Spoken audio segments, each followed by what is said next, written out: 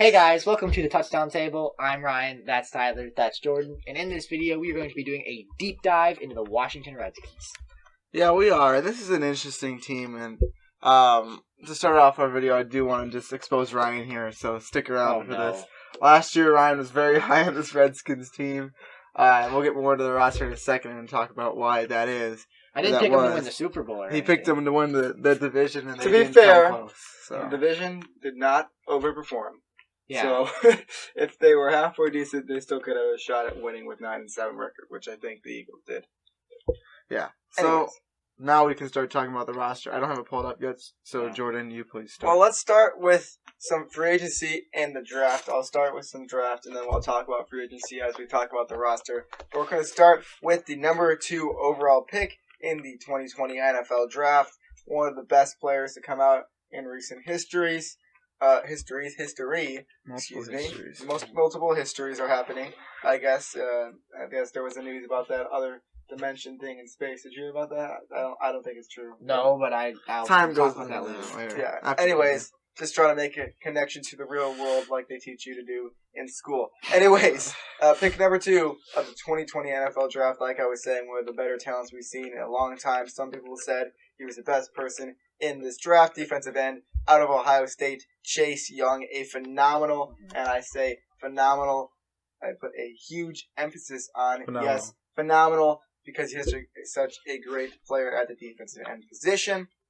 Then their next pick, round 3, they selected running back Antonio Gibson out of Memphis. Next pick, they went to the tackle position, Saheed Charles out of LSU. And then next pick, wide receiver Antonio Gandy Golden, addressing that wide receiver need, which we'll talk about later. He's out of Liberty. Then round 5, center Keith Ismail, San Diego State. You can see they're going to help that offensive line a bit. Then I like this next pick. Round 5, linebacker Khalik Hudson out of Michigan. I liked what I saw from him on tape. I think that's going to be a good pick for them in the future. The round 7, Cameron Curl out of Arkansas. He's a safety. And then the last pick of their draft is defensive end James Smith-Williams out of North Carolina State. The defensive end. If I didn't say it already, I think I did. Yeah, and if you're not seeing a theme with the teams we're doing for deep dive videos, a lot of it is earlier picks in the draft. Yeah. Because we want to talk about those draft picks and a lot of the offseason moves. So, Ryan, I'm going to let you talk a little bit more about that. Yeah, and I think that obviously everyone figured they would be taking Chase Young, but this team has a lot of holes to fill, even after the draft. You know, they didn't have a second-round pick, so they didn't pick from number 2, then all the way to the 3rd round. So there was a little kind of time where they missed out for a little bit. I'm not sure where they lost the second-round pick. Maybe was that from when they traded back into the 1st round to get Montez Sweat that one year. And speaking of Montez Sweat, I do think the strength of this team, you know, as we talked about and as I think is well known, this team is still got a lot of holes to fill. They got more questions for their team about, you know, which direction they're going to go at certain positions. But I think that one place on this team where you could look at, you could say, okay, they've really got something good going there, is that defensive front. They want to really run a 4-3. Just looking at their depth chart, they got Ryan Kerrigan, kind of the veteran of this group, Jonathan Allen and Deron Payne, both who they got out of Alabama in recent years. And then obviously the guy Jordan talked about very early in the video, Chase Young out of Ohio State. So that is a team that Montez Sweat, who he's actually listed as the second left defensive end on the depth chart here. That surprised me. I expect him to start. So there is definitely something on that defensive line. But other than that, I still think they have work to do and that this is going to take time. And Ron Rivera, we haven't talked about him yet. He is a great coach, but he's going to have to find a way to kind of change the culture and kind of turn this organization back into a winning one. Another thing that's going to take time as we go to really the heart of this team, the quarterback position, is Dwayne Haskins Jr. The first year, we saw very slow progression from him. He's been working really hard in the offseason. If you've been following at DHSimba on Instagram, you can see all the workouts he's doing. So there was a problem last year with his motivation, it seemed like, going into last year. That seems to change, and hopefully the new mindset can set him straight.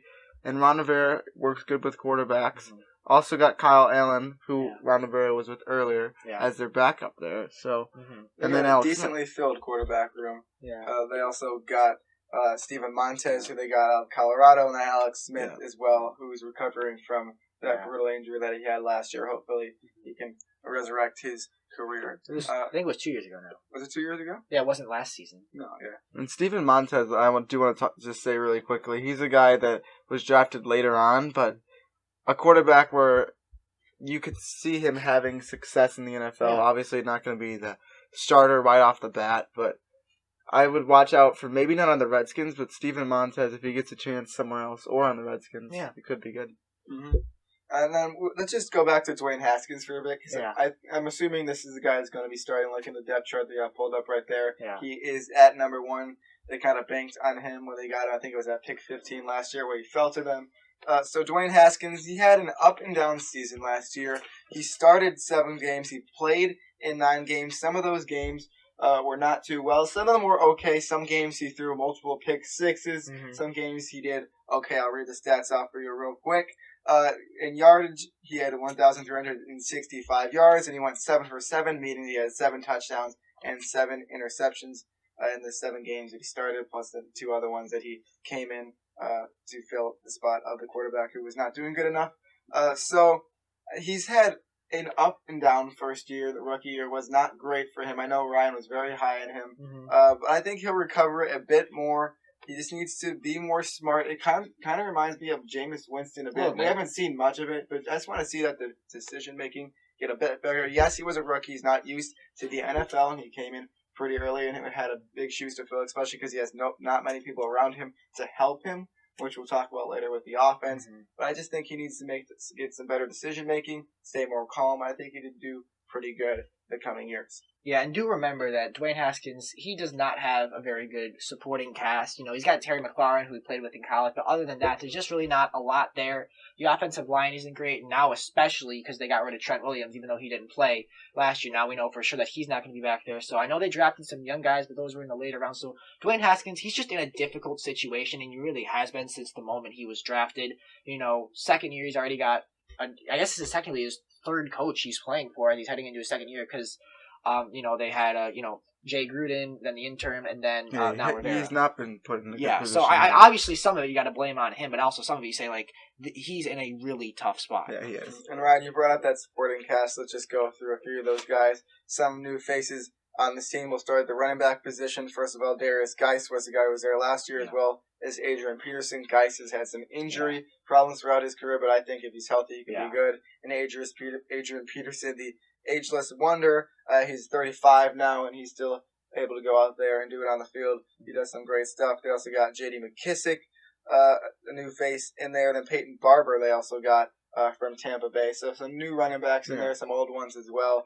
A running back room that has no standout stud, but still some names that if you know football, you hear of. So maybe it's going to be a 4-way rotation in there with some of the guys that I just talked about. And one other interesting name you could throw in there, at the list I'm looking at right now, Antonio Gibson is on here. Yeah. He played wide receiver at Memphis, but if you go back and watch the film, they actually did use him a lot in jet sweeps, and they put him in the backfield sometimes. Mm-hmm. So I think the Redskins saw that and knew they needed help at that position. I don't know why they're listing him at running back right now, because they might need even more help at wide receiver position. Well, they can't list him at both. They have to choose one. So, I know. And to me, he could be someone like what Tariq Cohen was in his first year, not the size and all that, but lines up at running back and receiver. Or we're seeing with Christian McCaffrey, he could be something like that. Maybe not as explosive, but you get what I'm saying. Mm-hmm. Maybe like a Taysom Hill kind of guy as well. Ooh. Yeah. So, as we're talking about the receivers, let's go list a little bit more into that. Antonio Gandy Golden, Emmanuel Hall, Calvin Harmon, and then Terry McLaurin, who we talked about as well. Not exactly a star group of guys, but they did try and adjust it. They drafted 2 wide receivers. One of them listed as running back, like we said, but they're doing their best. And like what Ryan talked about, they had the second overall pick to get Chase Young, who was the exact right pick, but then they didn't have a pick till the 3rd round. This was a stacked wide receiver group, but because it was stacked, so many people grabbed the really good ones early so they can get a good wide receiver. Antonio Gandy Golden, he's not an awful receiver, but there were better guys out there that they wish they could have got in the end. I think the weakness of this team is the wide receiver position. I love that we saw from Terry McLaurin last year. I think he did great. He was really the standout player, the diamond in the rough on the Redskins. I think he's going to have a good year this year, now getting his second year with Dwayne Haskins out there. who was a rookie last year, and they played together at Ohio State, so that should be fun to watch. But I think this wide receiver group needs to improve for this team to get better. It's going to be tough on Dwayne Haskins. It might even be tough on Terry McLaurin because people aren't going to cover him and leave other people open. Mm-hmm. Even the tight ends need to get better. So absolutely. It's really the entire receiving core. They drafted Thaddeus Moss, and as I look at their tight end roster, he was an undrafted. You're right. So they did get him an undrafted free agency. I don't know how he went that far. They drafted the other tight end from LSU was drafted. Yeah, Sullivan. So yeah, I was confused by that. But Thaddeus somehow ended up not going undrafted, and then they took advantage. The tight end group went weirdly drafted. But yeah, for sure. Yeah. I mean, you look at the Redskins tight end group, and it's not all that impressive. Thaddeus Moss is literally the most impressive name I see on there. So let's just move over to the line. There's a couple good names on here. Keith Ismail, I believe, is the starting center. You guys can correct me if I'm wrong. Brandon Scherf has been around for a while now. He's around the league for a while. He was probably the star on that offense. We talked about Saheed Charles, who they drafted. Cornelius Lucas is not bad. He played with the Bears for part of the time. So some of the guys there that stand out to me. If I missed any, you guys can cover it. Yeah, I mean, especially... Yeah, I think Sheriff, he's solid. I still think they got work to do on that offensive line. I think they have work to do all over this team, except for what Ryan talked about earlier, the defensive line. Yeah, that defensive line is going to be fun, but the defensive line doesn't help Dwayne Haskins. Yeah, absolutely. Yeah, so the offense, it's going to need some work. Let's talk about the defense. We talked about the defensive line a few times. I'll name some guys off again, and we'll talk about the secondary, who I think needs to get better as well. There's a lot of holes on this team, like we talked about, but they are a very young team. If you look at the offense, the oldest guy on the team was Adrian Peterson at 35. Then, when you're looking at the defense, there's not many people that old. I think Thomas Davis. I was going to get there. You cut me off again. I was going to say the veterans on this team. Ryan's talked about it. Ryan Kerrigan, who's 31, and then Thomas Davis, who came from the Chargers. He's still around. He's played with Ron Rivera with the Panthers 2 years ago, so he's used to him. He's a very veteran player. Maybe he's declining as he's a very old linebacker. You don't really see linebackers play till 37, but he's standing it strong. He loves the game of football, and he's a good guy. I believe he won a Man of the Year award. I might be wrong, though. He did something cool. If not, then I'm sorry that I said that. But anyways, defensive line, I'll name some guys off real quick. Ryan Kerrigan, like Ryan talked about. Montez Sweat, I think he's going to have a great year. And Chase Young as well. I really like those guys on that offensive line. They're on Payne also, when you could throw it out there as well. Yes. They got a lot of other guys as well that can be do pretty well. But as you can see, a lot of these players you might not be able to see, but you can realize if you look at it, a lot of their defensive line players have been drafted somewhat recently. Chase Young last year, Montez Sweat, Deron Payne as well. So a lot of those guys have been recently picked earlier on. So that's interesting. This is probably the side of the ball that is more strong, in my opinion. Well, it's the side of the ball that's more strong, but it's also young at some points. There's a lot of people under the age of 26 on this defense. There's a few people older. Some of I named before, some of I did not.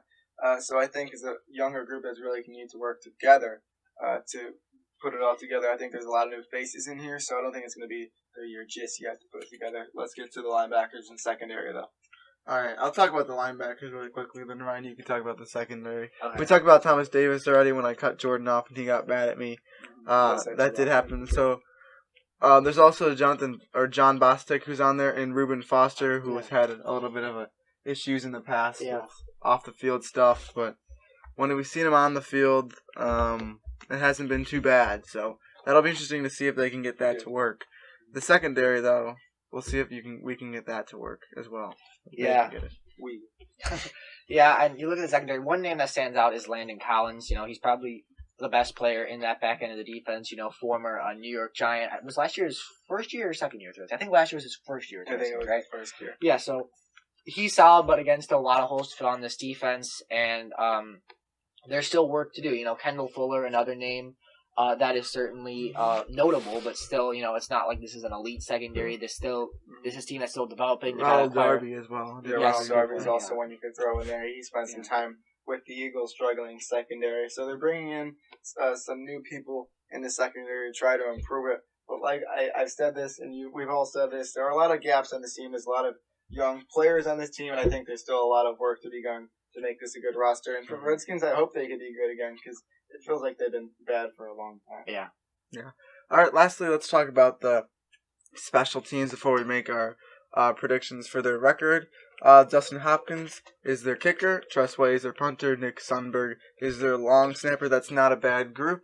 I know nothing about long snappers, but I can tell you Tressway and Dustin Hopkins can hold their own. Yep. So in that place of the field, not too bad.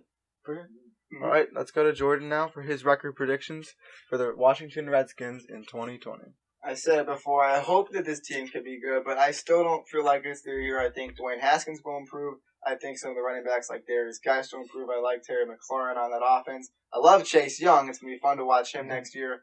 But there are still so many parts on this team that are just not to put together. It's too young, and they are in somewhat of a tough division with the Cowboys team, who just looks like they're getting a lot more stacked. I believe in the Eagles and the Giants. I think will get better as well this year. So they're in somewhat of a tough division, even though it was bad last year.